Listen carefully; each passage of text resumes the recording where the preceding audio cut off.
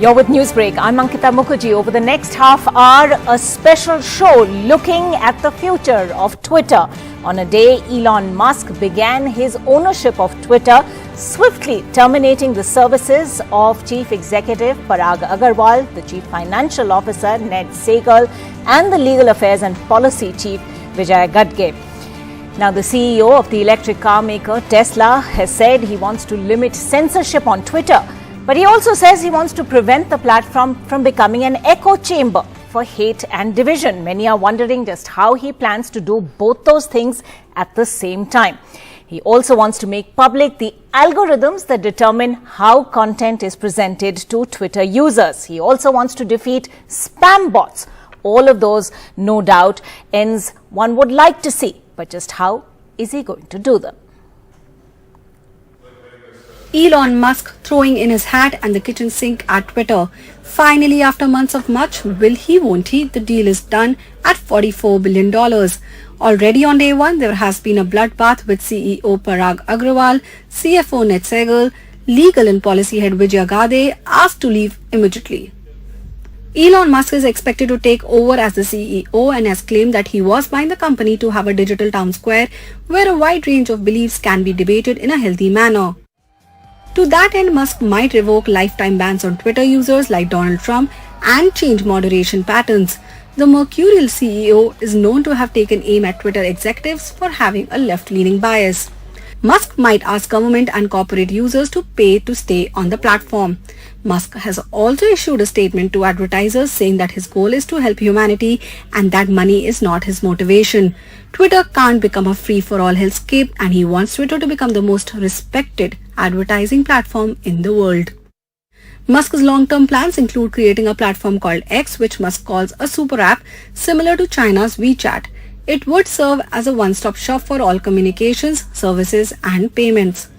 The Twitter and Musk saga has had its ups and downs, from Musk rejecting the board seat to announcing a plan to acquire the company at an overinflated $54.2 per share. Musk then tried to back out of the $44 billion deal amidst questions about spam on the platform as well as fake accounts. Finally, after being sued in a Delaware court, Musk agreed to take over the platform. And the most recent tweet from Elon Musk, and there have been several since that takeover, is this one, which says, "Let the good times roll," of course referencing an old rock and roll song. But what are these good times going to be? Well, joining us to discuss all of that, we have a range of experts. Let's introduce them to you straight away. We're being joined by Rahil Khurshid, who has been in the past the former head of news, politics and government at Twitter India. He's currently the co-founder of Laminar Global. We're also being joined by cyber expert Jitin Jain, Amit Dubey, who's a national security expert and a crime investigator on cyber forensics and ethical hacking. We're also being joined by Dr. Jayajit Bhattacharya, who is a technology expert. Now, of course, anything that Elon Musk does is flamboyant, it's, different from anyone else, but, he's walked in with a sink. His tweets have been one more sort of intriguing than the last. But he's now gone and fired all of Twitter's top executives in the recent days. He's also talked about Twitter's overwhelming left-leaning bias. Rahil Khurshid, where do you see Twitter going from here, given what we've seen from Elon Musk on day one? I think Musk is going to very quickly realize that this is a lot more complicated than he's bargained for. It's one thing to make electric cars. It's one thing to make rockets that fly into space. Is quite another thing to police speech in a context that changes country to country, context to context, sometimes multiple times in the same country. And a platform has to have means and ways and frameworks to regulate that speech. And Twitter has waded into the free speech controversy fairly deeply over the last few years as the platform has grown in significance politically. Obviously, the firings of the top execs had been coming for a while. Mood within the company is also fairly uncertain as to what the next steps could be. Initially, he was reported to have said that he's going to, gut the company by 75% of its stuff. Yes. He seems to have assured them that that's not the case, but there seems to be general consensus that there's going to be a reorg, obviously, and he's going to soon enough find people to run the show for him. But it's not going to be as easy as he thinks.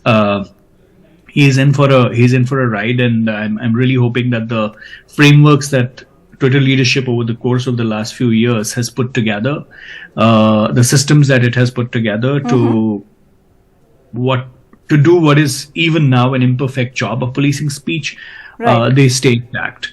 Yeah. And that it is not a free for all. So you feel that his stated intentions may be very honorable, but perhaps executing them is going to be a very different challenge. Jitin Jain, you want to? Very difficult challenge. Yes, Jitin Jain, do you want to come in on this? He's pushing for Musk is pushing for complete freedom of speech, such as it is, but in the same breath, he's also saying that he doesn't want to create sort of further echo chambers of hate and division. How is that even possible? That sounds completely contradictory to a layperson. Well, on the face of it, but if you look at his arguments and, the comments he has made over the period of the last 6-7 months, by making Twitter a platform of absolute free speech, it means that, take for example of Donald Trump, where a sitting US president was deplatformed for life.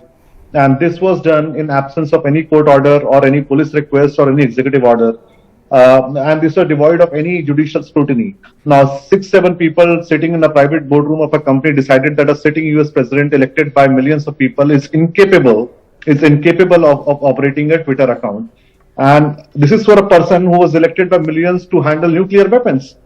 And he was not accused of killing people. He was not accused of planting a bomb. He was not accused of beheading someone. And on the same platform, you allow Taliban to run accounts which have carried out mass execution in the football fields. So somewhere down the line, he's trying to say that, look, I'm going to allow free speech for everyone. Let there be a healthy debate of ideas. Let there be difference of opinions. But what he will not allow is that Twitter to become a platform or an echo chamber of, of hate speech and violence. And this has to be seen in the context where he's saying that Twitter has to be law enforcement compliant with the laws of local geographies. Now, this can be seen in the context of multiple disputes. Like Twitter had a big fallout with Indian government where Twitter was refusing to comply with the local laws in India.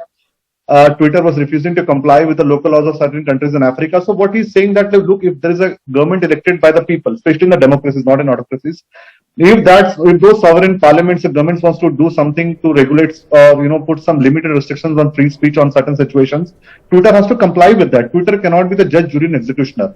Now, and for doing that, he's also going to remove all the spam accounts.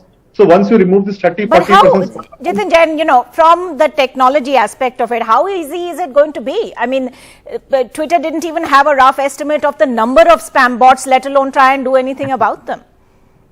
So Jayjeet is here, and I can tell you, Ankita, he may not be able to completely remove the bot accounts, but if you are able to use even the existing technology today and the existing AI today, I think 70 to 80% of the problem can be solved. All these accounts so why has it not? Let Dr. Jayjeet Bhattacharya come in on this. Why has Twitter been unable to do it yet? And what can we expect to see from Mr. Musk that will be different?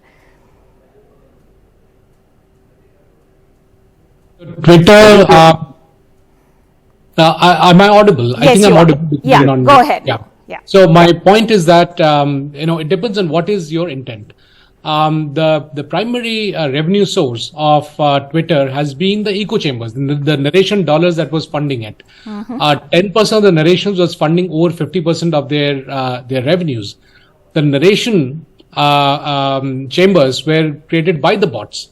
If Twitter ended up removing those bots, they also removed their revenues. So there was no motivation for Twitter to remove these bots.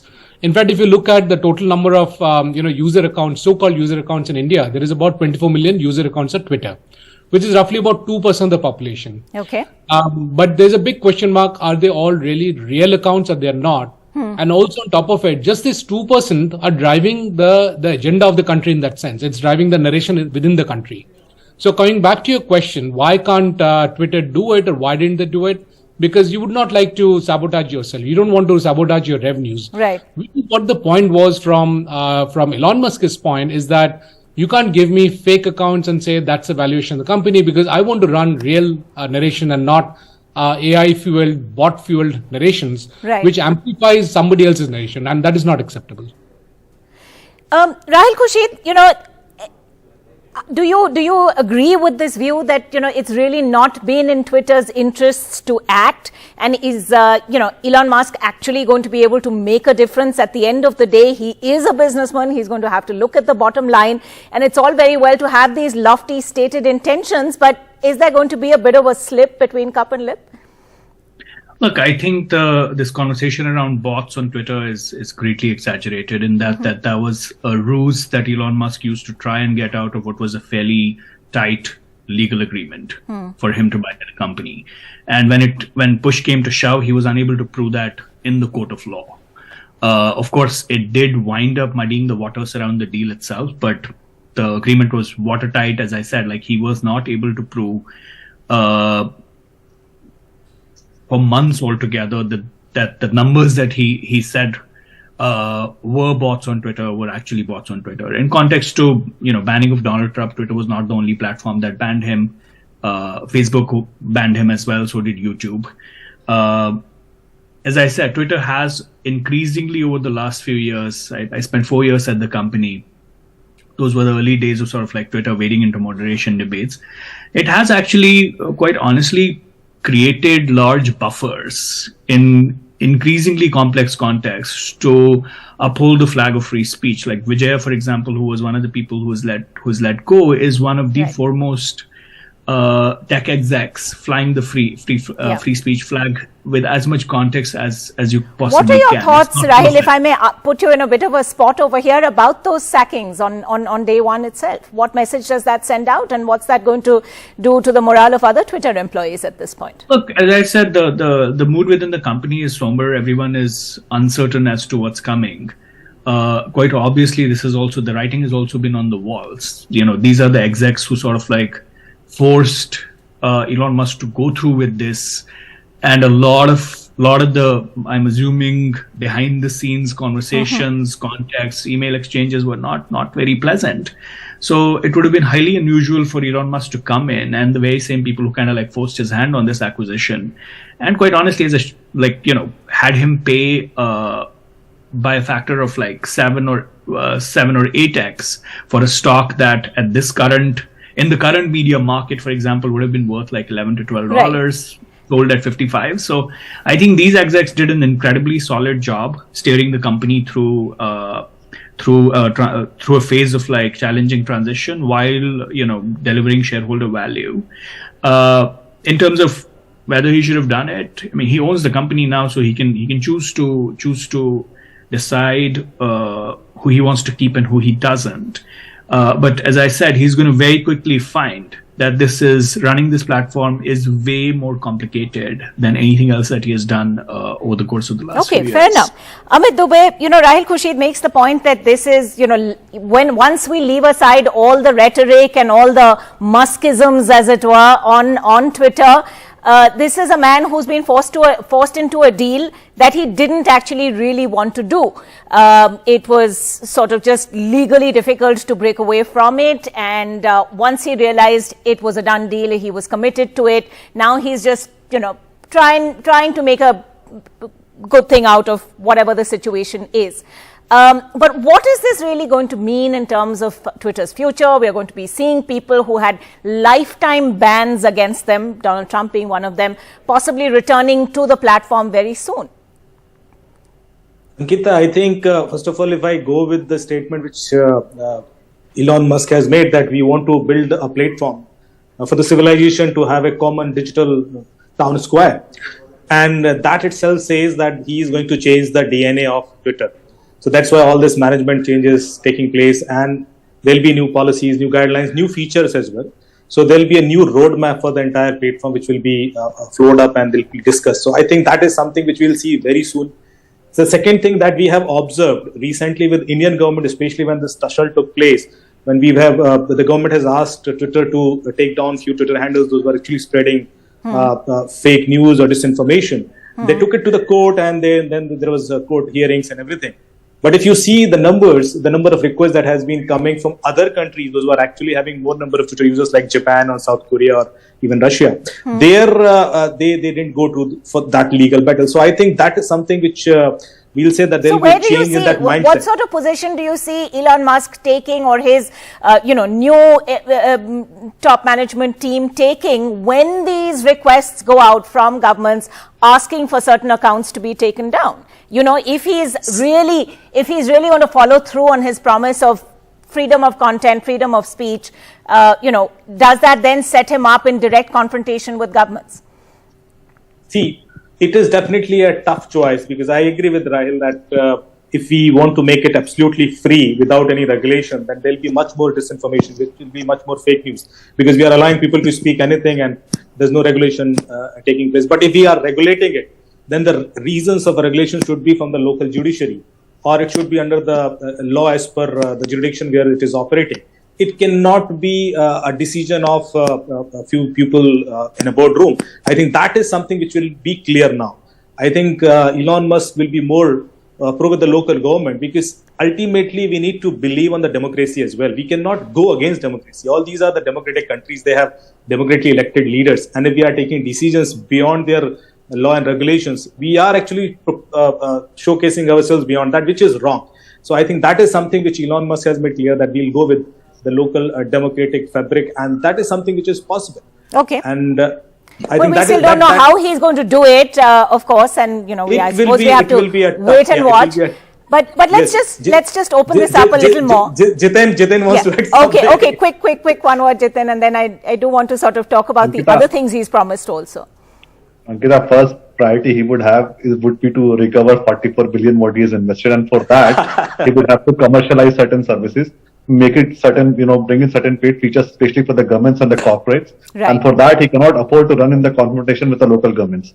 And also, we are talking about a man who is willing to pick up confrontation with Putin by providing free Starlink services in Ukraine and fitting a bill of almost $8 to $9 billion he's paid from his pocket. So you're saying he doesn't care about governments, but he wants their money? No, he would recover money in a way which doesn't reach the pocket of normal users. So for ordinary people, the Twitter might remain free. But I'm sure that corporates and governments will have to pay to use Twitter services, especially for the people who are using Twitter for commercial gains. So, Jayajit Bhattacharya, come in on this. We're hearing him talk about, Twitter transitioning into X, which will be some kind of super app, doing a lot more things than Twitter does right now. He's talking about making Twitter payable for government and corporates. Are all of these feasible? What kind of shape are they likely to take? And, when so many of his intentions seem at direct odds with each other, how is he going to see this through? So, one must understand why this deal has happened to begin with. And no deal is unilateral in that sense. It has got multiple dimensions. So I was going to take off from what Jitin was mentioning about Elon Musk's intervention in Ukraine. Once for Ukraine and then against Ukraine, where they're going, he went out and advised Ukraine to let some of their parts be ceded. He also intervened in the geopolitics of Taiwan and China, and it seems clearly that he has some political ambitions. Now, clearly, with the current regulations in US, he cannot aim to be the president of US because he's not born in US. However, having said that, perhaps he's got thoughts of changing that regulation, but very clearly we see that he's trying to acquire the followers of Trump. So whoever is following Trump, he's positioning himself as the alternative to Trump. And, he's saying, look, he's a businessman, I'm a businessman. Well, that's an interesting take. He cares for the country, and so on and so forth. Twitter becomes a very powerful medium to help him get his political ambition.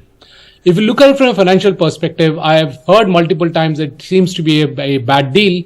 Well, he's getting his political ambitions fulfilled. Also, from a financial structuring perspective, he did not pay the taxes when he sold off or when he leveraged his stake in Tesla shares to buy Twitter. He actually took a loan against it, which means it didn't pay the capital gains tax. So he ended up saving some 20-25% in trying to pick up the deal. In addition, he also took it as an excuse to sell some part of his shares because if in the absence of any rationale, if he went and sold his shares in Tesla, then there would have been a crash in Tesla prices. He got this as an excuse. He filled up his pocket with cash. Before that he was cashless. All he had was a whole bunch of stocks around. Now he's got money to fight. He's bought Twitter at a discount financially speaking. I mean, I'm not talking about the $44 billion bill, but the fact that they didn't pay tax on it. And then he's also able to use it to fulfill his ambition politically. He's also going to use it to now push for his other companies, which is the space company, the Tesla itself, and so on and so forth. Okay, that's an interesting take on things. You think this is absolutely win-win for Elon Musk? Rahil Kushit, do you agree with that assessment? If you may comment, just one more thing. Go ahead. He's also been running into a bit of a problem with one of the largest economies in the world, which is the Indian economy. His space company, his SATCOM company ran into trouble. He had to fire everybody. The Tesla office has been shut down. Twitter becomes a good leverage to either work with the government or work against the government, whichever way you look at it, to actually get a return on Twitter. And therefore, the return comes not just in a financial way, it comes in multiple ways. Okay, financially, politically, using this as leverage. Rahil, is this win-win for Trump? For Trump or for Musk? For Musk, pardon me. Musk. And does he indeed share Trump's political ambitions? Would he like to occupy? I mean, look, he's not made. I'm just basing this off everything that's in public domain as far as Musk is concerned. But like my sense is that he's just bought this off an impulse, and very quickly realized that this was a mistake. But then he had signed paperwork, and his hand was forced because otherwise all of the texts and he was to appear in front of the court on the 28th, like today, if he didn't complete the transaction by now. So in a way, he has completed this transaction under duress. What it would take for him to convert this into a win for himself, that remains to be seen, so to speak.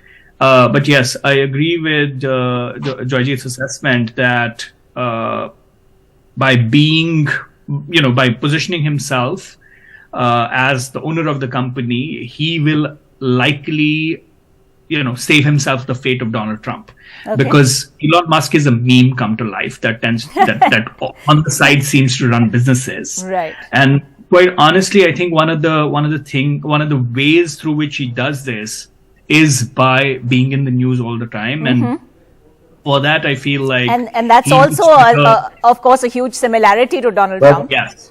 He needs Twitter like fairly desperately.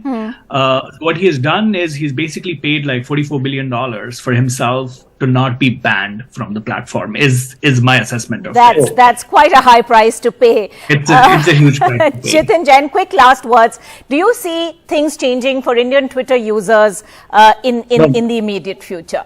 No, but before that, if anybody is to assume that Twitter would have banned Elon Musk, then of course these changes was required. That such a decision would have been a completely full of arrogance, arbitrariness, and a bias. I mean, why would you ban Elon Musk? He's not out killing anyone. So if Taliban can be on Twitter, why can't Elon be? So I think these are the debates. This whole if Taliban can be on Twitter, anyone else can be on Twitter. It's a bit stale now. This is a sad story that Taliban can be on Twitter. In case of Donald Trump itself, there was a direct association between him trying to rally mobs to the Capitol, and once you do that, you get banned from all platforms. So Twitter has, let's just add nuance into the debate instead of. No, I agree, Rahil. Rahil, I agree. Absolutely. Twitter has over the course. I'm no fan of Twitter's free speech policies and how they've been implemented, particularly in the Indian context. But Twitter, over the course of the last 36 months, has actually done fairly solid work on upholding free speech, including in the Indian context, because there were a lot of random orders that the government of India had sent Twitter's way, banning journalists' account and politicians' account. I'm afraid we are completely out of time on this discussion. Let's not confuse the two. Okay. So, no, that is where the different yardsticks and standards of free speech in different geographies is the problem. That when almost 15 people are killed on the streets of Delhi and the people are fighting violence. Jitin, my last question to you was whether, and I want a very short response to this, do you think Twitter users here in India will see any change at all in the days ahead? No, I think ordinary people will continue to use the services in the same manner what they are. There might be, little more additional features like payments and social networking coming in. Yes. But for governments and corporates, you might see difficult times because they'll have to pay a lot of money, maybe buy subscriptions, and that might be a little problem in the Indian market because we are not in a habit to pay. We love so much to talk about. I really wish we had more time, but of course, no doubt this is going to be something we're going to keep talking about. Elon Musk will make sure of that, if nothing else. But thank you all for joining us. Thanks for watching.